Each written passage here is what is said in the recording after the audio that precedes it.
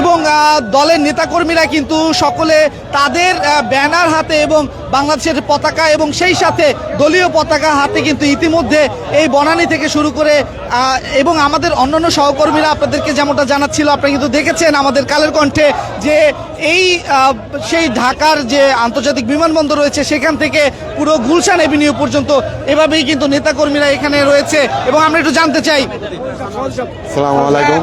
এই যে অসুস্থতার পরে বেগম খালেদা জিয়া দেশে ফিরছে, এই জন্য অনেকেই দেখছে আপনাদের মধ্যে আনন্দ উল্লাস, সেই বিষয়টি একটু বলবেন। আমাদের প্রাণপ্রিয় বেগম খালেদা জিয়া দেশীয় নেত্রী আমাদের মাঝে আসতেছে, সেই আনন্দে আজকে আমরা সবাই একসাথে জড়ো হয়েছি।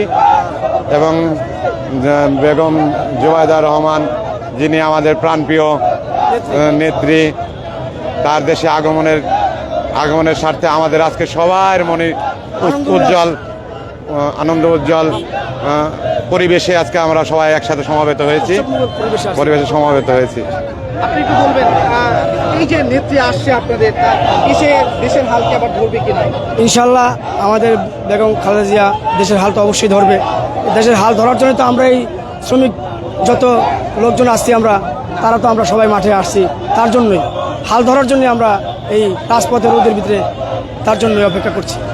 দর্শক, আপনারা যেমনটা শুনছিলেন, যারা নেতাকর্মীরা রয়েছেন তারা কিন্তু ঠিক বলছে যে তাদের কাছে আজকের এই দিনটি ঈদের মতো। আমরা তাদের সাথে কথা বলছিলাম এবং আপনারা দেখছেন পুরো যতদূর আমাদের চোখ যায় ততদূর দেখতে পাচ্ছি যে দলের নেতাকর্মীরা তারা হাতে তাদের দলীয় পতাকা থেকে শুরু করে তাদের যে ব্যানার, ফেস্টুন, যার হাতে যা আছে তাই নিয়ে কিন্তু তারা এই জায়গাতেই তারা অবস্থান নিয়েছে এবং তারা শুধুমাত্র বেগম খালেদা জিয়াকে অভ্যর্থনা